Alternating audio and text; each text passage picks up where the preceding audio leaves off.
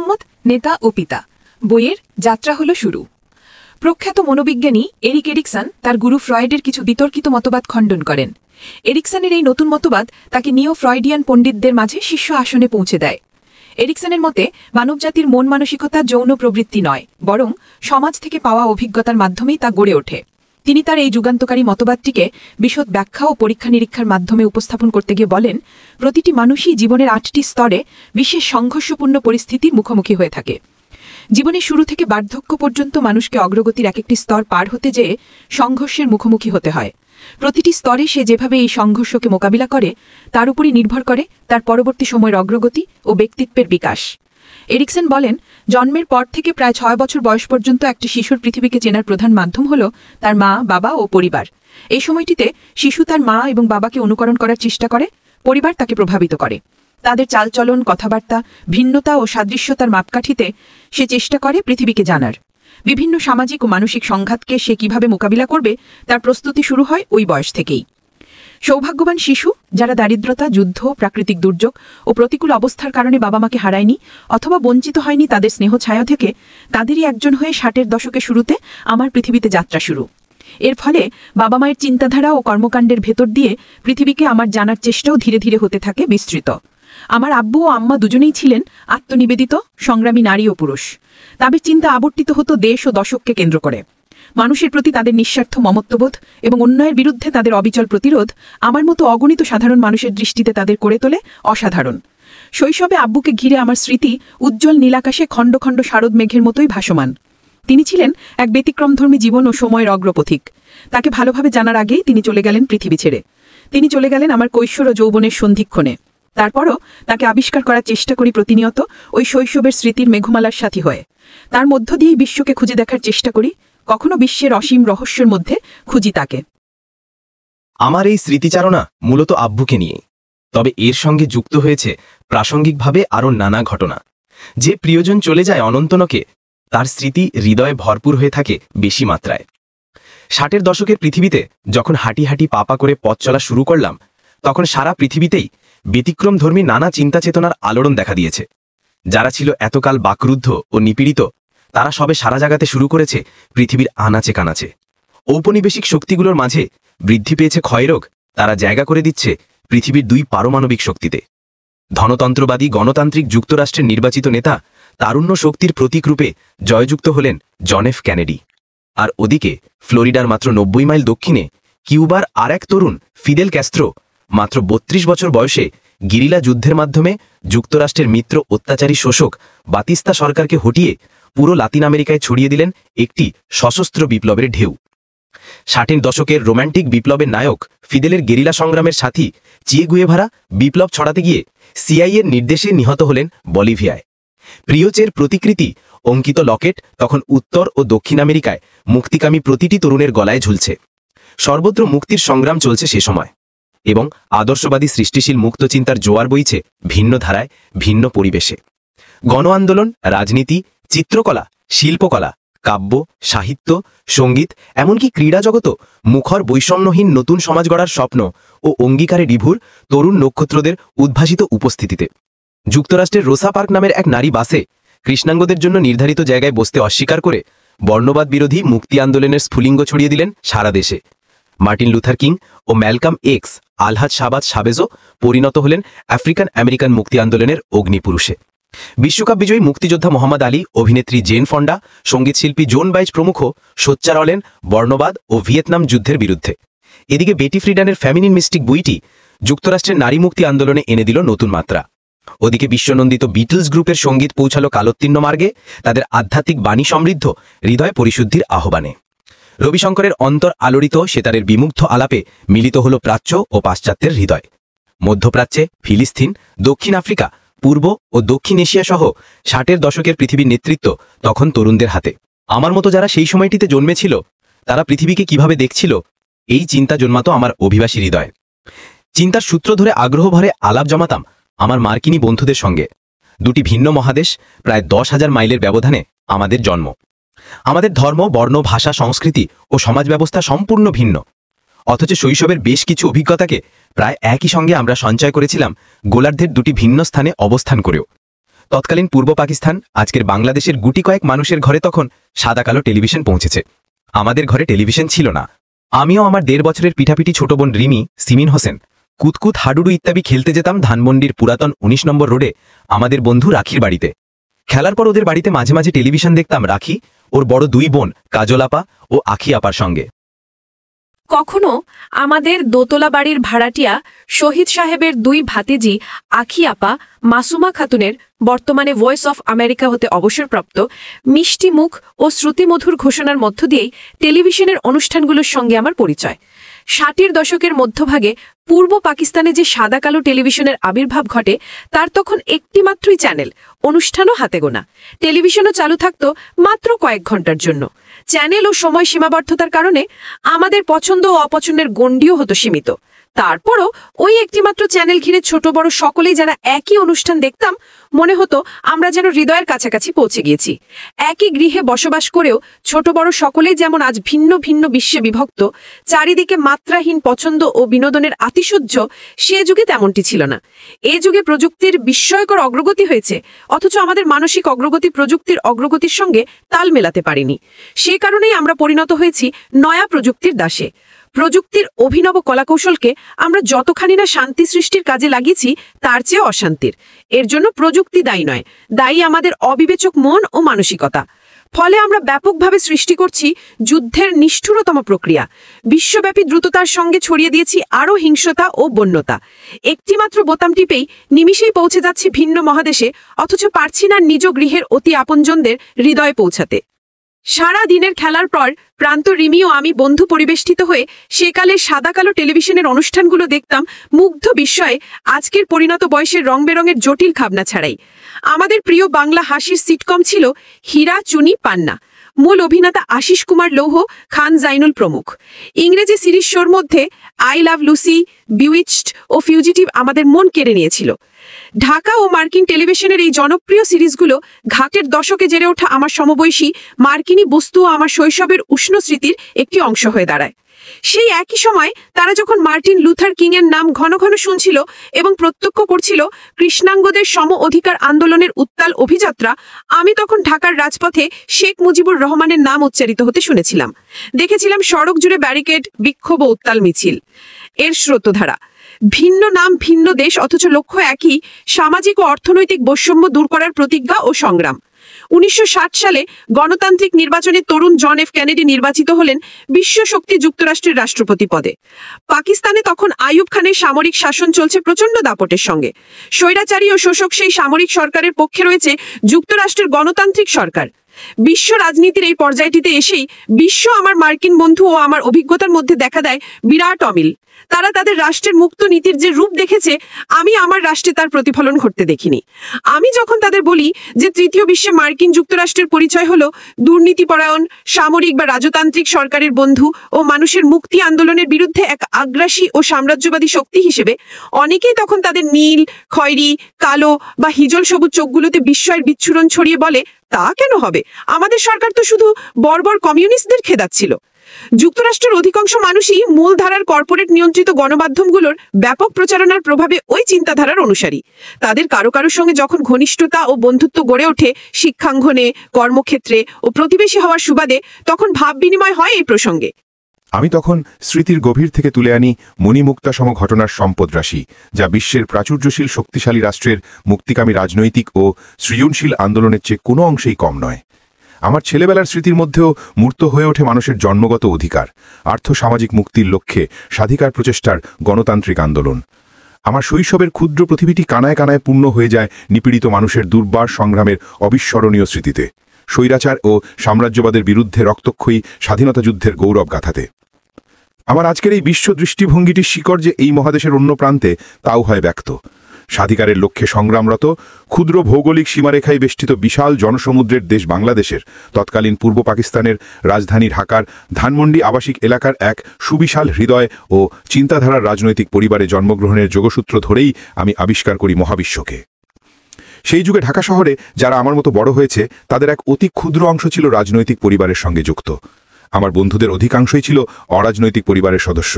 রাজনীতি সচেতন হওয়ার বয়স তখন আমার হয়নি, কিন্তু চারদিকের অন্যায় ও অবিচারের জঞ্জাল সরিয়ে যে নতুন কিছু গড়ার উদ্যোগ চলছে তা বুঝতে পারতাম। ঘাটের দশকের মাঝামাঝি সময় তখন। এই সময় সকল গুরুত্বপূর্ণ রাজনৈতিক ঘটনার কেন্দ্রে ছিলেন শেখ মুজিবুর রহমান। তখনও তিনি বঙ্গবন্ধু উপাধি লাভ করেননি, ও আব্বু তাজউদ্দিন আহমদ। মুজিব কাকুর সম্মোহিনী ব্যক্তিত্ব, জ্বালাময়ী ভাষণ দেওয়ার ক্ষমতা ও বাঙালি জাতীয়তাবাদের প্রতীক ভাবমূর্তির সঙ্গে আব্বুর সাংগঠনিক দক্ষতা, রাজনৈতিক দূরদর্শিতা ও পরিশুদ্ধ চিন্তাবোধ যুক্ত হয়ে আওয়ামী লীগকে তৎকালীন পূর্ব পাকিস্তানের ১ নম্বর রাজনৈতিক দলে পরিণত করেছিল।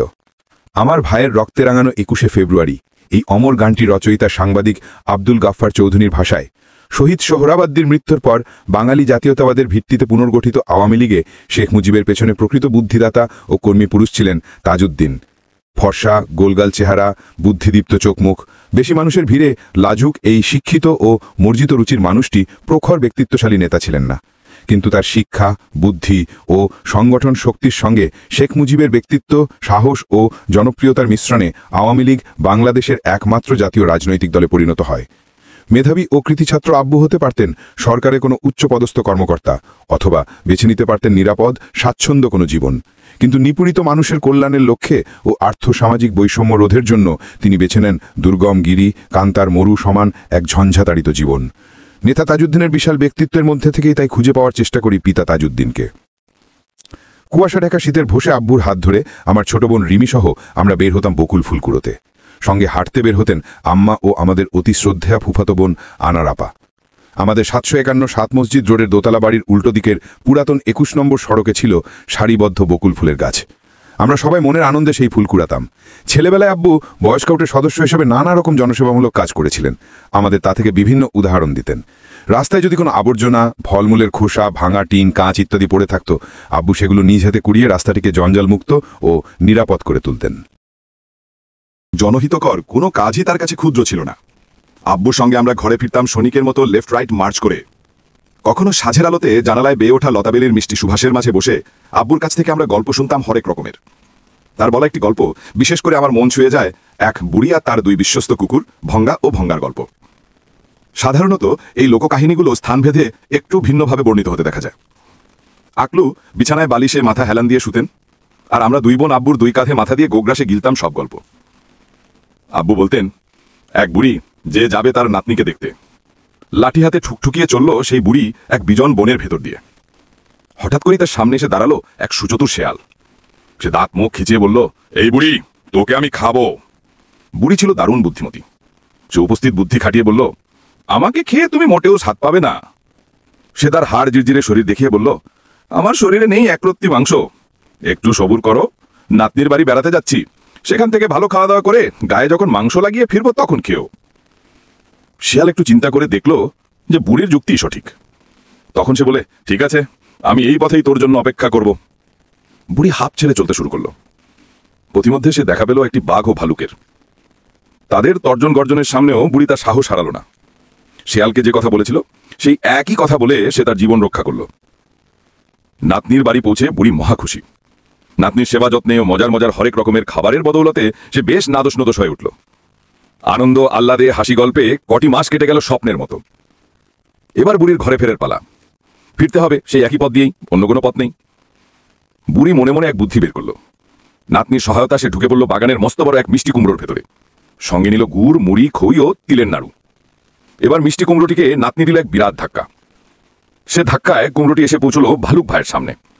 ভালুক কুমড়োটি উল্টে পাল্টে দেখল, না, নেহাতি এক কুমড়ো। সে হতাশ হয়ে কুমড়োটিকে দিল এক ধাক্কা। এবার কুমড়োটি গিয়ে পড়ল ওই বাঘ মামার সামনে। বাঘও কুমড়োটিকে এপাশ ওপাশ পরীক্ষা নিরীক্ষা করে রাগে দিল এক মস্ত ধাক্কা। সেই ধাক্কায় কুমড়োটি হড়বড়িয়ে পড়ল শেয়াল পণ্ডিতের সামনে। শেয়াল তো শুধু নেহাতি শেয়াল নয়, সে পণ্ডিতও বটে। তাকে ফাঁকি দেওয়া কঠিন। এই বিজন বনে গড়িয়ে চলা কুমড়োটির রহস্য উদ্ঘাটনের জন্য সে তার ধারালো দাঁত দিয়ে কুমড়োটিকে করল খণ্ড বিখণ্ড। আর যায় কোথায়? বুড়ি বের হয়ে এলো তার নাদোষ নুদোষ নতুন শরীর নিয়ে। শিয়ালের চোখ খুশিতে হয়ে উঠল চকচকে। তাকে ফাঁকি দেওয়া সহজ কাজ নয়। বুড়ি যখন দেখল তার মৃত্যু আসন্ন, তখন জীবন রক্ষার জন্য সে শেষ চেষ্টা করল। শিয়ালকে অনুনয় করে বলে, আমার মরতে আপত্তি নেই, শুধু মরবার আগে আমার একটি ছোট্ট অনুরোধ তোমাকে রাখতে হবে। শিয়াল তার নাক মুখ খিচে বিরক্তি ভরে বলে উঠল, বলে ফেল, তোর কি অনুরোধ? বুড়ি বলল, আমি খুব গান গাইতে ভালোবাসি, মরবার আগে আমার শেষ গানটি গাইতে চাই। তথাস্তু। শিয়াল বলে উঠল, বুড়ি তখন বনের প্রান্তে একটি ফাঁকা জায়গায় গিয়ে দাঁড়ালো। সেই জায়গাটিতে ছিল একটি উঁচু মাটির টিলা। সেই টিলার ওপর দাঁড়িয়ে সে গাইল তার শেষ গান, আয় রে আমার রঙ্গা ভঙ্গা, আয় রে আমার রঙ্গা ভঙ্গা। বুড়ির করুণ ডাক পৌঁছলো তার দুই কুকুর রঙ্গা ও ভঙ্গার কানে। তারা তুমুল ঘেউ ঘেউ করতে করতে ছুটে এলো বুড়িকে রক্ষা করতে। ওই দুই বাঘা কুকুরের তারা খেয়ে শেয়াল পণ্ডিত ঊর্ধ্বশ্বাসে দৌড়ে পালালো। বুড়িও উপস্থিত বুদ্ধির বলে তার প্রাণ বাঁচালো। গল্প শুনতে শুনতে আমরা দুই বোন আব্বুর কাঁধে মাথায় রেখে ঘুমিয়ে পড়তাম। স্বপ্নের রাজ্যে দেখা দিত অত্যাশ্চর্য কল্পকাহিনীর জগৎ, যেখানে পশু পাখি কথা বলে, জ্যোৎস্নার প্লাবনে সিক্ত আকাশে পরীরা ওড়ে, মৎস্যকন্যারা নির্ভয়ে গায়ে গান। গল্পের জগৎ পৃথিবীকে চেনার ক্ষেত্রে যুক্ত করে বিশেষ মাত্রা। ধূর্ত শেয়াল ও হিংস্র বাঘ ভালুক সমান মানুষের অরণ্যে প্রকৃত বন্ধুর সাহায্যের হাত মুক্তির সংগ্রামকে করে তোলে জয়যুক্ত। অনেক মানুষ এতই নিকৃষ্ট যে পশুর সঙ্গে তুলনা করলে বরং পশুরই অপমান হয়। 15 নম্বর পুরানা পল্টনই ছিল আওয়ামী লীগের অফিস।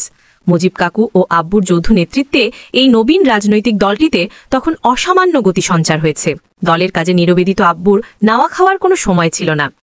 1964 সালের জানুয়ারি মাসে কিছু সুযোগ সন্ধানী মানুষের হীন চক্রান্ত ও পাকিস্তান সরকারের উস্কানিতে শুরু হয় হিন্দু মুসলিম দাঙ্গা। আন্না আপা তখন বাংলাবাজার স্কুলের 10ম শ্রেণীর ছাত্রী। সহপাঠী অধিকাংশই হিন্দু। মুসলিম মেয়েরা তখনও শিক্ষার ক্ষেত্রে পিছিয়ে রয়েছে। দাঙ্গার সময় স্কুল বন্ধ হয়ে গেল। স্কুল যখন খুলল, আন্না আপা অবাক হয়ে দেখলেন তার ক্লাস প্রায় ফাঁকা। তার প্রিয় ফুটফুটে সুন্দরী সহপাঠী অরুণা সহ অধিকাংশ হিন্দু ছাত্রী নিরাপত্তার অভাবে পরিবারসহ দেশ ত্যাগ করেছে। আব্বু, মুজিব কাকু ও অসাম্প্রদায়িক প্রগতিশীল নেতৃবৃন্দ দাঙ্গা রুখতে ও জনজীবনে নিরাপত্তা ফিরিয়ে আনার জন্য দাঙ্গাক্রান্ত এলাকায় স্বেচ্ছাসেবকের দায়িত্ব কাঁধে তুলে নিলেন। পাকিস্তানের স্বৈরাচারী সামরিক সরকার দমন আইন প্রয়োগ করে মুজিব কাকু, আব্বু সহ অনেকের বিরুদ্ধেই মিথ্যা মামলা ঠুকে দিল। ঢাকার প্রচণ্ড শীতর মধ্যে ছড়িয়ে পড়া দাঙ্গার রূপটি ছিল মৃত্যুর মতো হিমশীতল। সেই দুঃসময়ে রায়ের বাজার এলাকার কাঠমিস্ত্রির নিতাই দাস ও এক হিন্দু গোয়ালা আমাদের বাড়িতে আশ্রয় গ্রহণ করে। পাড়ায় দুধ বিলি করার সময় দুর্বৃত্তরা গোয়ালার মাথা ফাটিয়ে দেয়। ঘটনাটি আমাদের বাড়ির সামনের রাস্তায় ঘটে। দাঙ্গা বিরোধী স্বেচ্ছাসেবকরা ধরাধরি করে গোয়ালাকে আমাদের বাড়িতে নিয়ে আসে। আব্বু নিজ হাতে গোয়ালার মাথা খুইয়ে রক্ত পরিষ্কার করে তার মাথায় যত্ন করে ব্যান্ডেজ বেঁধে দেন। শুশ্রূষারত আব্বুর পাশে বসে সেই প্রথম জানলাম মানুষের আরও একটি ভিন্ন পরিচয়ও আছে। আরও বুঝলাম বিশ্বাস ও মতের ভিন্নতার কারণে মানুষ পরিচয়টি হতে পারে মূল্যহীন ও ক্ষতবিক্ষত এক নিমেষেই। 1964 সালের 29 ফেব্রুয়ারি আমার প্রথম জন্মদিনে আন্না আপা ও খালাতো বোন নীলু আপা বেলুন ও কাগজের ফুল দিয়ে ঘর সাজালেন। বন্ধু মিম্ম ও রিমিকে পাশে নিয়ে আমি কেক কাটলাম। আম্মা আমার বেশ কটি ছবি তুললেন, ছোট কাকু, দলিল ভাই, ভুলু ভাই, হাসান ভাই ও অন্যান্যরাও জন্মদিনের আনন্দে যোগ দিলেন। আতাউর রহমান খান, তৎকালীন পূর্ব পাকিস্তানের মুখ্যমন্ত্রী, এলেন তার স্নেহভাজন তাজউদ্দিন কন্যার চতুর্থ লিপিয়ারে জন্মাবার কারণে প্রতি 4 বছরে ওই দিনটি আসে, বছরে পদার্পণের প্রথম জন্মদিনে বন দিতে। তিনি আমার জন্য নিয়ে এলেন মনক্কারা এক পুতুল, আবজু নিয়ে এলেন মনোমুগ্ধকর এক রাসফুল। 1964 সালের ডিসেম্বর মাসের শুরুতে পাকিস্তানের জনক মোহাম্মদ আলী জিন্নার বোন ফাতেমা জিন্নার সমর্থনে আমাদের বাসায় বসেছিল নির্বাচনী প্রচারণা ক্যাম্প। তিনি স্বৈরাচারী জেনারেল ও স্বঘোষিত রাষ্ট্রপতি আইয়ুব খানের বিরুদ্ধে নির্বাচনের রাষ্ট্রপতি পদপ্রার্থী হিসেবে প্রতিদ্বন্দ্বিতা করেছিলেন। তার প্রতীক ছিল হারিকেন। রিমি ও আমি সারাদিন ঘুরঘুর করতাম সদাবাস্ত নিবেদিত কর্মীদের আশপাশেই।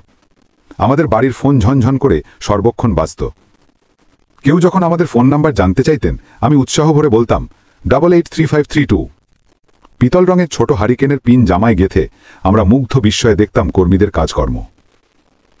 আমাদের বাসার সামনের লম্বা বাগানের এক প্রান্তে বাতাবি লেবু গাছের পাশে বসানো হয়েছিল লাকড়ির চুলা। তাতে বিরাট বড় ডেকচি বসিয়ে কর্মীদের জন্য রান্না হতো। রান্নার বুশবু, লাকড়ির চুলার ধোঁয়া, কর্মীদের সদাব্যস্ত কোলাহল, নির্ঘুম রাতে সৃষ্টি হাজারো ইস্তেহার ও বিবৃতির মাঝ দিয়ে আমার সামনে ধীরে ধীরে উন্মোচিত হয় রাজনীতির বিশাল জগৎটি। উল্লেখ্য 1958 সালের অক্টোবর মাসে পাকিস্তানের সংবিধান বাতিল করে, সংসদকে অবলুপ্ত করে ও সবল রাজনৈতিক কর্মকাণ্ড নিষিদ্ধ করে দুর্বল প্রশাসক প্রেসিডেন্ট ইস্কান্দার মির্জাকে হটিয়ে পাকিস্তানের ইতিহাসে প্রথম মার্শাল ল প্রবর্তনকারী যুক্তরাষ্ট্র সমর্থিত জেনারেল আইয়ুব খান ক্ষমতা দখল করেন ও নিজেকে প্রেসিডেন্ট ঘোষণা করেন। 1965 সালে 2 জানুয়ারি অনুষ্ঠিত ওই লোক দেখানো রাষ্ট্রপতি নির্বাচনে প্রতিদ্বন্দ্বী ফাতেমা জিন্নার বিরুদ্ধে তিনি রাষ্ট্রীয় ক্ষমতার অপব্যবহার করে এবং জোর জুলুম ও নিষ্পেষণের মাধ্যমে নির্বাচনে জেতেন। 1965 সালে আমার নানি সৈয়দা ফাতেমা খাতুন পা পিছলে পড়ে গিয়ে মাথায় আঘাত পান। খবরটি শোনামাত্রই আব্বু আওয়ামী লীগ অফিস থেকে ফিরে এসে নিজ হাতে নানির শুশ্রূষায় লেগে যান। সেকালে নামকরা ডাক্তার নন্দী নানিকে দেখতে আসেন। ডায়াবেটিসের রোগী নানিকে তিনি অত্যন্ত যত্নের সঙ্গে পরীক্ষা নিরীক্ষা করেন। ডাক্তার নন্দী রোগ নির্ণয় এবং রোগীর চিকিৎসায় ছিলেন সিদ্ধহস্ত। সেকালে তো আর এ যুগের মতো প্রযুক্তি নির্ভর ও উন্নত চিকিৎসা সম্ভব পড়ছিল না, কিন্তু চিকিৎসকের শতলব্ধ জ্ঞান যা ব্যতীত কোনো চিকিৎসায় সফল হয় না এবং সম্পূর্ণতা লাভ করে না, তা পুরোটাই ডাক্তার নন্দীর আয়ত্তে ছিল। সেই সময় ঢাকার চিকিৎসক মহলে বহুল পরিচিত একটি নাম ছিল ডাক্তার নন্দী। তার মতো একজন মহৎ সেবাপরায়ণ প্রসিদ্ধ চিকিৎসকও সাম্প্রদায়িক পাকিস্তানি সরকারের রোষানলে পড়ে দেশ ত্যাগে বাধ্য হন। আব্বুর পাশে বসে আমি সে সময়ের ইতিহাসের এমন ধারাকেই পর্যবেক্ষণ করছি শিশুর দৃষ্টি দিয়ে, যেন স্বপ্নের মাঝে আলো আর অন্ধকারের সঙ্গে লুকোচুরি খেলা। 1965 সালের 30 ডিসেম্বর আমাদের তৃতীয় বোন মিমি জন্মগ্রহণ করে। সে সময় বাজারে মিমি চকলেট সদ্য এসেছে। আমার মিমি চকলেট প্রীতির কারণে সদ্য জন্ম নেওয়া পুতুলের মতো ফুটফুটে বোনটিকে আমি মিমি নামেই ডাকা শুরু করলাম। ওর মিমি নামটি এভাবেই প্রতিষ্ঠিত হয়ে যায়। মিমি তার দুই বড় বোনের মতোই জন্মেছিল ভোরবেলায়। সেই ভোরে ঘুম ভেঙে দেখি আম্মা পাশে নেই, আব্বুও নেই। আমি ভ্যা করে কেঁদে ফেলে রিমির হাত ধরে ঘরের বাইরে বের হলাম। দেখি পাশের ঘরের বন্ধ দরজার সামনে আব্বু উদ্গ্রীব হয়ে দাঁড়িয়ে রয়েছেন। উষার আগমনের কিছু আগে ঘরের ভেতর নবজাত শিশু সরবে ভূমিষ্ঠ হল। আম্মা হাসপাতালের যান্ত্রিক পরিবেশে সন্তান জন্ম দেওয়ার চেয়ে নিজ গৃহের পরিচিত ও স্বাভাবিক পরিবেশে সন্তান জন্ম দেওয়ার পক্ষপাতী ছিলেন। সে যুগে এই প্রথাটি প্রচলিত ছিল। বর্তমানে পাশ্চাত্যের কোনো কোনো রাষ্ট্রে নিজ গৃহে সন্তান জন্ম দেওয়ার এই প্রথাটির পুনর্জাগরণ দেখা দিয়েছে, অথচ আমাদের দেশে আমরা ক্রমশই হারিয়ে ফেলছি সন্তান জন্ম দেবার স্বাভাবিক পরিবেশ ও প্রক্রিয়াকে। আমাদের তৃতীয় বোন নিয়মানুসারে ডাক্তার খোদেজা সরকারের হাতেই জন্ম নেয়। সে ভূমিষ্ঠ হওয়ার কিছুক্ষণ পর আমাদের পুরনো দাইমা, যাকে সবাই সুলতানের মা বলে সম্বোধন করত, বের হয়ে এলেন আতুর ঘর থেকে। তাকে দেখে আব্বু ব্যাকুলভাবে জিজ্ঞেস করলেন, কি হয়েছে? দাইমার বহু আশা ছিল যে এবার ছেলেই হবে, এবং সেই সুবাদে যে মোটা বকশিসেরও প্রত্যাশা করছিল। তাই প্রশ্নের উত্তরে মুখ বেজার করে অনেকটা তাতানো স্বরেই জবাব দিল, কি আবার হইব, মাইয়াই হইছে। বাড়িরও সবার আশা ছিল এবার ছেলেই হবে, কিন্তু তারা সবাই নিরাশ হওয়াতে আব্দু নবজাতক শিশুকে গভীর জেহে আদর করে তার নামকরণ করলেন আদরি। আদরি বোন মিমিকে পৃথিবীতে স্বাগতম জানাতে আম্মু কিনে আনলেন রাশি রাশি মিঠাই মন্ডা। আমিও রিমি খাটের চারপাশ ঘিরে নেচে গিয়ে নতুন বোনকে স্বাগত জানালাম। নতুন বইয়ের ছড়া গানটি আমরা গাইলাম। খুকুমন্নি জনম দিল যেদিন মোদের ঘরে, পরীরা সব দেখতে এলো কতই খুশি ভরে। আদর করে দুধ খাওয়াল সোনার পেয়ালাতে, দোলা দিয়ে ঘুম পাড়াল জ্যোৎস্না মাখারাতে। নেচে গেয়ে হেলে দুলে হাত ধরে সব তায়, কতই খেলা খেললো তারা ফুলের বিছানায়। মিমির জন্মের মাসখানেক পরই বোধ করি রোজার ঈদ এলো। আব্বু সেই ঈদের ভোরবেলায় হুলস্থুল লাগিয়ে দিলেন। তিনি আমাকেও রিমিকে ঘুম থেকে উঠিয়ে দিলেন। তারপর আমাদের সঙ্গে নিয়ে আমাদের পেছনের বাড়ির প্রতিবেশী ও পারিবারিক বন্ধু রাজু খালা ও তার স্বামী হাজি মহসিন খালুকেও ডেকে তুললেন। সেই সময় ঢাকা শহরে বেশ শীত পড়ত। শীতের সকালে আম্মা ও আনারাপা আমাদের গরম পানি দিয়ে গোসল করিয়ে দিলেন। আব্দু, ছোট কাকু আফসারউদ্দিন আহমেদ, আমার নানা সৈয়দ সেরাজুল হক এবং পাড়ার অনেকেই গেলেন ঈদের নামাজ পড়তে। এদিকে আমিও রিমি আম্মার হাতে তৈরি করা নতুন ডিজাইনের ঈদের ফ্রক পরে মাথায় লাল ফিতার বাহারি স্কুটি বেঁধে পাড়া বেড়ানোর জন্য প্রস্তুত। সেই সময় কৃষ্ণচূড়া, বকুল ও নারকেল গাছে ঘেরা ধানমন্ডি ছিল প্রায় ফাঁকা, যানজট ও কোলাহলমুক্ত মনোরম এক আবাসিক এলাকা। অতটুকু বয়সেই আমরা পাড়ার মেয়েরা দল বেঁধে এবাড়ি ওবাড়ি বেড়াতেও খেলতে যেতাম নিশ্চিন্ত নির্ভাবনায়। সন্ত্রাস, ছিনতাই, রাহাজানি, অপহরণ ইত্যাদি শব্দগুলো আমাদের মনের অভিধানে তখনও যুক্ত হয়নি। রোজার ঈদের পরপরই আব্দু ব্যস্ত হয়ে পড়লেন বাঙালির মুক্তির সনদ 6 দফার আন্দোলন নিয়ে। 6 দফার অন্যতম রূপকার আব্বু লাহোরে বিরোধী দলীয় সম্মেলনে যোগদান করেন মুজিব কাকু সহ। 13 ফেব্রুয়ারি 1986 এই দিনে এই সম্মেলনে মুজিব কাকু স্বাধিকার ও অর্থনৈতিক মুক্তির দাবি হিসেবে 6 দফাকে আনুষ্ঠানিকভাবে ঘোষণা করেন। আইয়ুব খানের বৈদেশিক মন্ত্রী জুলফিকার আলী ভুট্টো তখন 6 দফাকে অযৌক্তিক প্রমাণ করার জন্য মুজিব কাকুকে ঢাকার পল্টনের জনসভায় তর্কযুদ্ধের আহ্বান জানালেন। মুজিব কাকু আব্বুর সঙ্গে পরামর্শ করে ভুট্টো চ্যালেঞ্জটি গ্রহণ করলেন।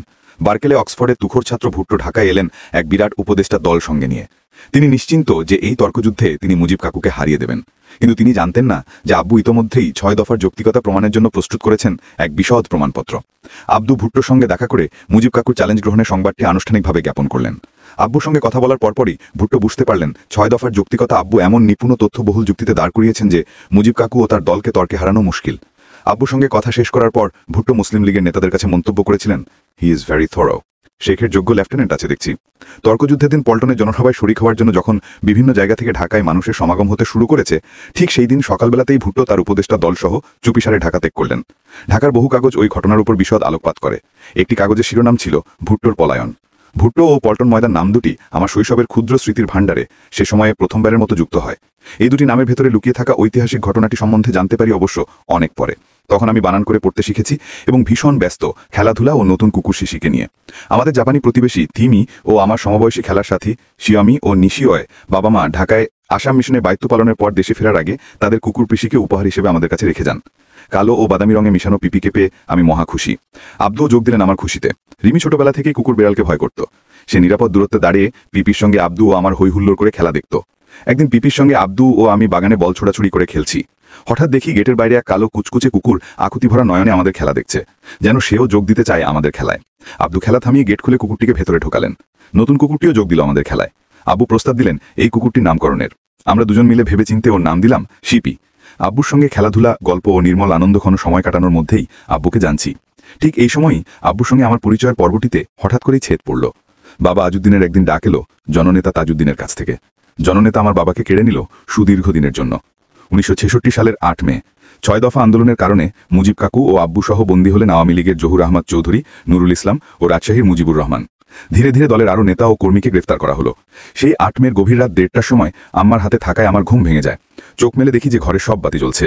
ঘরের মেঝেতে রাখা মোলায়েম একটি সুটকেসে আব্বুর লুঙ্গি, গেঞ্জি, শার্ট ও প্যান্ট ভাঁজ করে রাখা। আম্মা আরও কিছু কাপড় চোপড় ও দাড়ি কামানো সরঞ্জাম গুছিয়ে রাখছেন। আমাদের বড় খাটটি, যেখানে আব্বু, আম্মা, রিমি ও আমি ঘুমোতাম, সেখানে দেখি আব্বু নেই। তাদের নেতৃত্বে আওয়ামী লীগের কর্মী সভা অনুষ্ঠিত হতো আমাদের বাড়ির নিচতলার বৈঠকখানায়। আমিনা বেগম তার ছেলেকেও সঙ্গে নিয়ে আসতেন। সে ছিল আমাদের বয়সী। আমরা একসঙ্গে নানা রকম খেলা খেলতাম। একদিন আমিনা বেগম আমাদের বললেন, তোমরা এই বইগুলো নিয়ে গেটের সামনে দাঁড়িয়ে থাকো। যারাই সভায় আসবে তাদের হাতে একটি করে বই দেবে। বই বিলি করার দায়িত্ব পেয়ে আমরা ভীষণ খুশি। সবুজ রঙের বইটির মলাটে বড় বড় অক্ষরে লেখা ছিল সে যুগান্তকারী বৈপ্লবিক বাণী, পূর্ব বাংলায় সাহিত্য শাসন চাই। সেদিন সন্ধ্যায় আমি অতি উৎসাহে আব্বুকে ময়মনসিংহ কারাগারে চিঠি লিখলাম, আলু, আজ আমি অনেকগুলি বই মিটিংয়ে বিলি করেছি। বইয়ের নাম পূর্ব বাংলায় সাহিত্য শাসন চাই। আব্দু তার অতি সুন্দর মুক্তার মতো হস্তাক্ষরে চিঠির উত্তর দিলেন। তিনি জানালেন আমার বই বিলি করার সংবাদে তিনি খুশি হয়েছেন। কারাগার থেকে লেখা আবুর সব চিঠি 71-এর মুক্তিযুদ্ধের সময় আমাদের বাসা থেকে বিনষ্ট হয়ে যায়। তারপর দেখতে দেখতে 1967 সাল চলে এলো। রোজার ঈদের আগের দিন আম্মার রাত জেগে মুরগির রোস্ট, কাবাব, পরোটা, জর্দা ইত্যাদি রান্না করলেন। এই ধরনের মজার খাবার রান্না হলেই বুঝতাম যে কারাগারে আব্বুর সঙ্গে দেখা করার দিন ঘনিয়ে এসেছে। আম্মার হাতে রতলনীয় খাবারের টিফিন ক্যারিয়ার বোঝাই করে কাক ডাকা ভোরে আমরা ছুটতাম ঢাকার ফুলবাড়িয়া স্টেশনে, যেখান থেকে গ্রিন অ্যারো রেনে চড়ে রওনা হতাম ময়মনসিংহের পথে। আমাদের ঈদের নতুন জামা কাপড় হয়নি, অথচ মন জুড়ে খুশির লক্ষ্য ফানুস উঠছে। আমরা ঢাকার ভৌগোলিক সীমানা পেরিয়ে যাচ্ছি ময়মনসিংহে, যেন 7 সমুদ্র 13 নদী পেরিয়ে তাকিয়ে থাকতেন কোন সুদূরে। তার কাঁধে তখন ঘর ও বাইরের সব দায়িত্ব এসে পড়েছে। তিনি সবকিছুই একাকী সামলাচ্ছিলেন তেজস্বী মনোভাব নিয়ে। একদিকে অর্থনৈতিক সংগ্রাম, 3টি শিশুর লালন পালন, রাজনৈতিক কর্মী ও নেতাদের সাহায্য সমর্থন, রাজবন্দীদের পরিবারের খোঁজ খবর, তাদের মুক্তির দাবিতে মিটিং, মিছিল, সমাজসেবা, আবার লেখাপড়াও চালিয়ে যাচ্ছিলেন পূর্ণোদ্যমে। আম্মার সংগ্রামী জীবনে বইছে যে কত ঝড়ের তাণ্ডব, তা বোঝার বয়স তখন আমাদের হয়নি। আমরা রেলগাড়ি জানালা দিয়ে বাইরে তাকাতাম উৎফুল্ল নরেনে। রিমি আর আমি রেলগাড়ির ঝমাঝম শব্দের সঙ্গে তাল মিলিয়ে ছড়া আবৃত্তি করতাম। রেলগাড়ি ঝমাঝাম, পা পিছলে আলুর দম, স্টেশনের মিষ্টি কুল, শখের গোলাপ পারুল ফুল। ময়মনসিংহে গিয়ে আমরা উঠতাম অ্যাডভোকেট জুলমত আলী খানের বাসায়। পরবর্তী সময় বিএনপির অন্যতম প্রতিষ্ঠাতা, ভুটান ও থাইল্যান্ডে বাংলাদেশের রাষ্ট্রদূত এবং সামরিক প্রোপকার রাষ্ট্রপতি জিয়াউর রহমানের আদেশে অন্যায়ভাবে মৃত্যুদণ্ডপ্রাপ্ত কর্নেল তাহেরের তিনি আইনজীবী ছিলেন। তিনি ও তার স্ত্রী আমাদের যথেষ্ট আদর করতেন। তাদের মেয়ে নিতার সঙ্গে আমরা খেলাধুলা করতাম। নিতার পোষা কালো ময়না পাখিটি ঠোঁট ছিল কমলা লেবুর মতো উজ্জ্বল বর্ণের। আমাদের দেখলেই সেই ঠোঁট দুটি নিয়ে খুনখুনে গলায় শুধাতো, কি ঘো, কেমন আছো? ছোট্ট শান্ত মনোরম শহর ময়মনসিংহ। তার চেয়েও আমাদের দৃষ্টিতে মনোরম ছিল ময়মনসিংহ কারাগারটি। কারাগারের সামনে ছিল বিশাল গাছপালায় ঘেরা বিরাট দিঘি এবং ভেতরে আবজুর হাতে গড়া সূর্যমুখী ও গোলাপের বাগান। কারাগারের জিলার ছিলেন অমায়িক মানুষ। নিয়মের ব্যতিক্রম করে ঈদের দিন কারাগারের ভেতরের বিশাল লোহার গেটটি খুলে দিলেন আমার আর রিমির জন্য। আম্মা ওয়েটিং রুমে বসে রইলেন, আর আমরা উড়ন্ত প্রজাপতির মতো আনন্দের পাখায় ভর করে ছুটে গেলাম রাজবন্দীদের জন্য সংরক্ষিত গৃহটির সামনে। একটি টানা লম্বা টিনের চালা দেওয়া পাকা ঘরের মেঝেতে সারি সারি লোহার বাট পাতা, যার একটি আব্বুর শয্যা। সেখানে দেখা হলো মহারাজ ত্রৈলোক্য চক্রবর্তী, অজয় রায়, রফিকুদ্দিন ভূঁইয়া, মনোরঞ্জন ধরসহ বহু রাজবন্দীর সঙ্গে। মুক্ত পৃথিবীর প্রতীক দুটো বাচ্চা মেয়েকে দেখে তারা ভীষণ উচ্ছ্বসিত হয়ে উঠলেন। তাদের কোল থেকে কোলে আমরা দুভন ঘুরতে থাকলাম। দুজন দীপাই আমাদের নিয়ে গেল আব্বুর কাছে, তার প্রিয় বাগানে। তিনি সে সময় একটি সাদা হাফহাতা গেঞ্জি ও লুঙ্গি পরে বাগানের কাজ শেষ করছিলেন।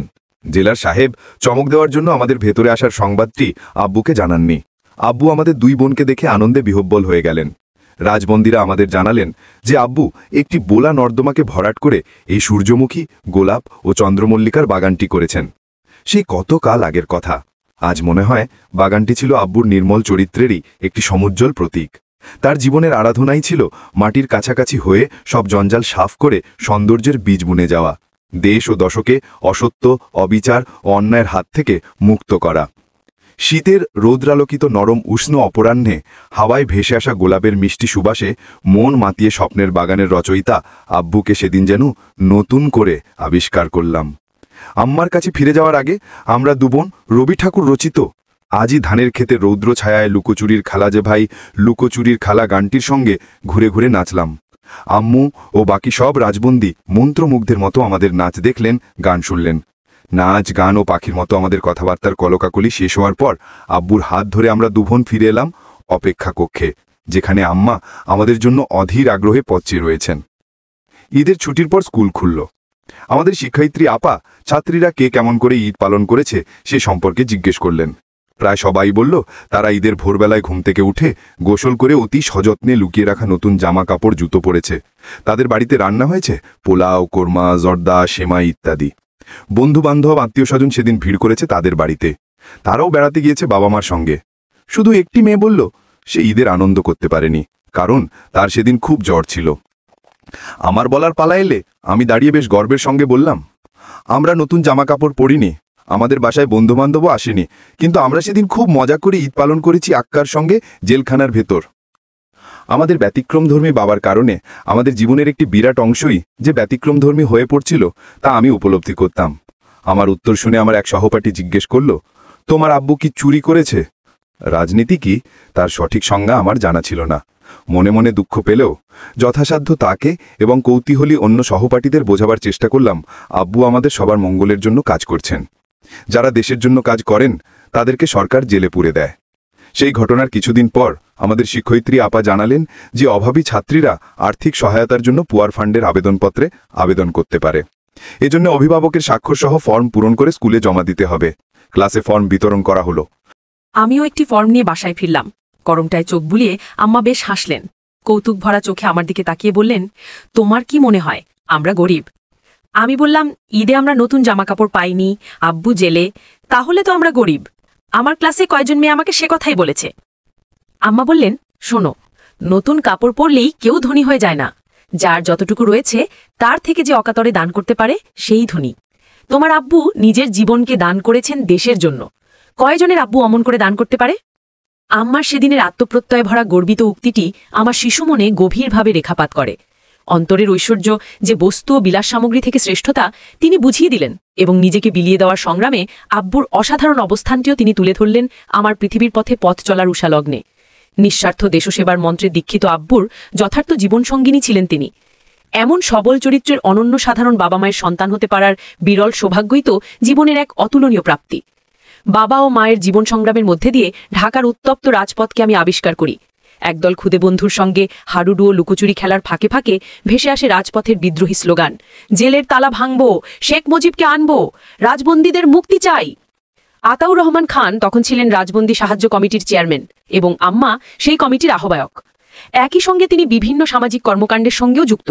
নারী অধিকার আন্দোলনের সংগ্রামী ও নিবেদিত নারীনেত্রী কবি সুফিয়া কামাল, ডক্টর নীলিমা ইব্রাহিম, মালেকা বেগম, আয়শা খানম, নূরজাহান মুর্শিদ, নুরুল নাহার সামাদ প্রমুখের সঙ্গে আমার আদর্শিক সখ্যতা গড়ে ওঠে নারীর অধিকার বাস্তবায়নের লক্ষ্যে। মহিলা পরিষদের সঙ্গে এভাবেই যুক্ত হয়ে যান তিনি। বাল্য কৈশোরে ঘোড়ার দৌড়, সাঁতার, সাইকেল প্রভৃতি খেলার প্রতিযোগিতায় চ্যাম্পিয়ন হতেন। রান্না, সূচিশিল্প ও বুননে পারদর্শী আম্মা আমাদের জন্য নিজ হাতে তৈরি করতেন চমৎকার পোশাক। হাওয়াই গিটারে তুলতেন মনোরম দূরের আলাপ, ছবি তুলতেন চমৎকার। হোমিওপ্যাথির ওপর ডিপ্লোমা নিয়ে তিনি বিনামূল্যে চিকিৎসা ও সেবা প্রদান করতেন। কুরআন তেলাওয়াত করতেন অতি বিশুদ্ধ উচ্চারণ সহ। আত্মিক ও জাগতিক গুণাবলীর সমন্বয়ে আম্মার মধ্যে আত্মনির্ভরশীল, মমতালব্ধ, ত্যাগী ও সাহসী চেতনার এক বলিষ্ঠ বহিঃপ্রকাশ ঘটে। আব্বু কারারুদ্ধ হওয়ার পর আম্মার সৃজনশীলতা আত্মপ্রকাশ করে ভিন্ন পথে, রাজপথের সংগ্রামে। পরবর্তী সময় 1975 সালে জাতীয় নেতৃবৃন্দ নৃশংস হত্যাকাণ্ডের পর এই আম্মাই জাতির চরম দুর্দিনে নেতৃত্বের মহাসংকটপূর্ণ সময়ে আনায়িকা হিসেবে তার জীবনসাথীর প্রাণপ্রিয় দলটির হাল ধরেন। ত্যাগ ও সাহসিকতার সঙ্গে মৃত আওয়ামী লীগের পুনরুত্থানে এক অনন্য ভূমিকা পালন করেন। এমনকি যে সময় প্রেসিডেন্ট জিয়াউর রহমানের শাসনকালে বঙ্গবন্ধুর নাম উচ্চারণ করতে মানুষ ভয় পেত, সেই দুঃসময়ে আম্মার নিঃস্বার্থ নির্ভীক নেতৃত্বেই সর্বপ্রথম আনুষ্ঠানিকভাবে আর্মি পুলিশের বাধা সত্ত্বেও 32 নম্বর রোডের সামনে প্রকাশ্য সভা করে 15 আগস্ট 1977 বঙ্গবন্ধু ও তার পরিবারের নির্মম হত্যাকাণ্ডের দিনটি শোক দিবস হিসেবে পালিত হয়। অম্লান সে অতীতের এক গণগণে উত্তপ্ত উত্তাল সময় আমার কানে ভেসে আসে আগরতলা শব্দটি। আগরতলা ষড়যন্ত্র মামলা বাক্যটির সঙ্গে আগরবাতির কেমন একটা সম্পর্ক যেন খুঁজে পেতাম। মুজিব কাকু আগরতলা ষড়যন্ত্র মামলার 1 নম্বর আসামি, ব্যাপারটি সে সময় জানা হয়ে যায়। রাজনীতির অশান্ত জগৎটি তখনও আমার ভাবনার রাজ্য থেকে অনেক দূরে। সে সময় দস্যু বনোহর সিরিজের বইগুলো লোভনীয় চকলেটের মতো আমি সমবয়সী বন্ধুদের সঙ্গে গোগ্রাসে গিলছি। সহজ সরল ভাষায় লেখা সিরিজগুলো আমাদের 8-9 বছর বয়সী ছেলেমেয়েদের দ্রুত পঠনের দক্ষতা বৃদ্ধিতে সাহায্য করে চলেছিল। যদিও সিরিজগুলো আমাদের মতো ছোট বয়সের ছেলেমেয়েদের উদ্দেশ্য করে লেখা হয়নি। সে যুগে শিশু সাহিত্যের সংখ্যা হাতে গোনা হলেও অবসরে বই পড়ার মতো সংস্কৃতিটি মধ্যবিত্ত সমাজে ব্যাপকভাবে প্রচলিত ছিল। দস্যু বনোহরও এমনি করেই আমাদের হাতে এসে পড়ে। দুর্বৃত্তের জম বনহুর নামের একজন মহৎ হৃদয় ও নির্মল চরিত্রের দস্যুর প্রতিকৃতি সহজেই আমাদের শিশু মনে আসন গেড়ে নেয়। একই সময়ে শিশু সাহিত্যের মধ্যে হাশেম খান রচিত পরীর দেশে ফুলের বেশে, সাজেদুল করিমের চিংড়ি ফড়িমের জন্মদিনে, নাসির আহমেদের লেবু মামার সপ্তকাণ্ড ও মেঘ মোল্লার সংকলনের ভেতর রাহাত খান রচিত 1000 বছর আগে গল্পটি আমাকে দারুণ মুগ্ধ করে।